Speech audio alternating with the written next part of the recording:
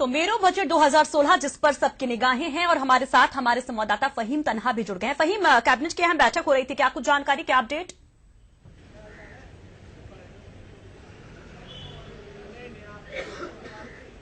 जी सुषमा, देखिए कैबिनेट की बैठक शुरू हो चुकी है। अभी कुछ देर पहले ही मुख्यमंत्री हरीश रावत यहां पहुंचे हैं विधानसभा में और ऊपर उनके कार्यालय का जो सभागार है उसमें बैठक शुरू हो गई है। और इसमें अगर मुद्दों की बात करें तो इसमें तकरीबन आधा दर्जन ऐसे मामले हो सकते हैं जिन पर फैसला हो सकता है। मोटे तौर पर उसमें एक जो पंचायती राज एक्ट है वो सदन में आना है बिल, उसके ड्राफ्ट को लेकर के कैबिनेट की औपचारिक मंजूरी हो सकती है।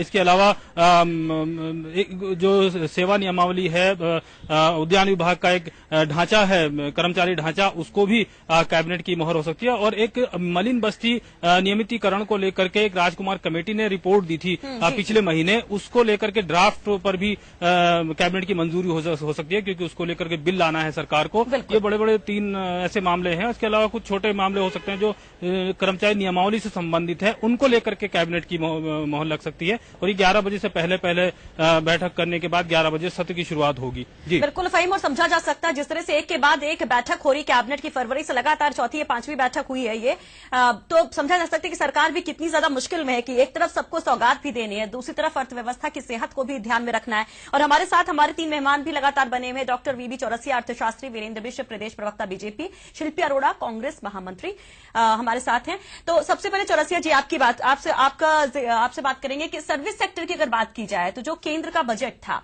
कृषि में निवेश के लिए सर्विस टैक्स बढ़ा दिया गया। और अगर उत्तराखंड की बात की जाए तो सबसे बड़ा जो सेक्टर है इस वक्त, जो सबसे ज्यादा बूम कर रहा है, जो अर्थव्यवस्था के लिए सबसे इंपॉर्टेंट है, वो है सर्विस सेक्टर। क्या सर्विस सेक्टर को लेकर कोई बड़ा ऐलान हो सकता है, क्योंकि केंद्र से पहले ही चोट लग चुकी है इसको?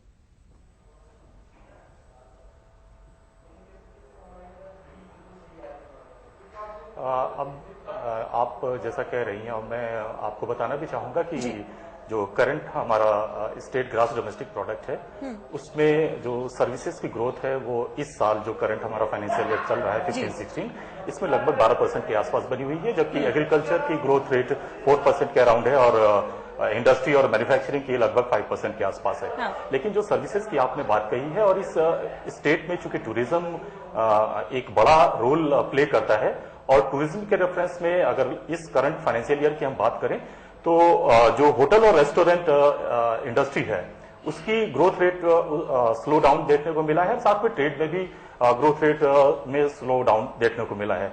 तो सर्विस टैक्स ऑलरेडी चूंकि ये सेंट्रल गवर्नमेंट के द्वारा 0.5% इंक्रीज कर दिया गया है, अराउंड 15% हो चुका है, तो इसका इफेक्ट सारी सर्विसेज के ऊपर आएगा। स्टेट गवर्नमेंट में भी उसका इफेक्ट देखने को मिलेगा। लेकिन जैसा मैंने पहले ही बताया है कि जो 2 सेक्टर्स हैं वहां पर जो ग्रोथ की पॉसिबिलिटीज हैं उसके कंपेरिजन में सर्विसेज में ग्रोथ की पॉसिबिलिटी ज्यादा है। और यूं भी कह सकते हैं कि स्टेट का जो ग्रॉस डोमेस्टिक प्रोडक्ट है उसमें सर्विसेज का ही कंट्रीब्यूशन ज्यादा है। जी चौरसिया जी, वक्त की कमी है और प्रदेश महामंत्री कांग्रेस हमारे साथ शिल्पी अरोड़ा जी भी हैं। शिल्पी जी, सबकी निगाहें आप पर है, फिर से वही बात, क्योंकि आज ही आप सरकार जनता को क्या देंगे उस पर। लेकिन दिक्कत यही है कि सर्विस टैक्स को लेकर के क्या कोई बड़ा ऐलान यहां पर हो सकता है, लोगों को राहत मिलेगी कुछ, या फिर यहां पर भी जेब कटेगी?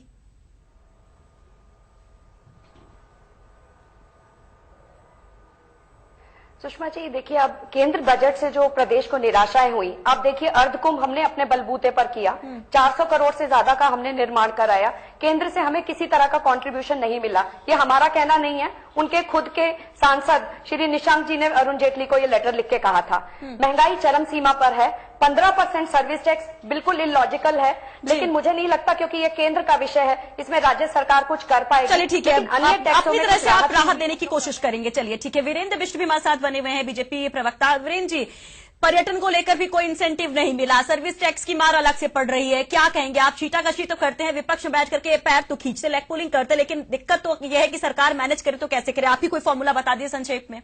दिया गया जो हमने केंद्र से वीरेंद्र बिष्ट जवाब दे रहे शिल्पी जी, हमें कहीं नहीं दिया गया। केंद्र वीरेंद्र योजनाओं को 90% शिल्पी जी, थोड़ा सा बस एक संक्षेप में वीरेंद्र जी से जवाब लेने दीजिए कि उनके पास क्या फॉर्मूला, क्या सुझाएंगे सरकार को? सारे सांसद चुपचाप बैठे हुए हैं, कहीं भी प्रदेश के बारे में किसी को कोई चिंता नहीं है। पूरी तरह से योजना आयोग का सिर्फ नाम बदला गया, नीति आयोग, लेकिन उत्तराखंड प्रदेश के लिए कहीं भी कोई कार्य नहीं कर रहे। वक्त की कमी है। आप तीनों मेहमानों का बहुत बहुत शुक्रिया बातचीत में, चर्चा में शामिल होने के लिए। तो 4 बजे क्या कुछ होगा, सबकी निगाह उस पर है। लेकिन फिलहाल अपडेट बढ़ाइए कि कैबिनेट की बैठक शुरू हो चुकी है, सीएम हरीश रावत पहुंच चुके हैं और एक बार फिर से मंथन किया जा रहा है कि जनता को कैसे राहत दी जाए, कौन कौन से सेक्टर हैं, कौन कौन से बिल हैं, उनको लेकर चर्चा की जा रही है। फिलहाल इस खास पेशकश में इतना ही। हर एक अपडेट आप तक पहुंचाते रहेंगे।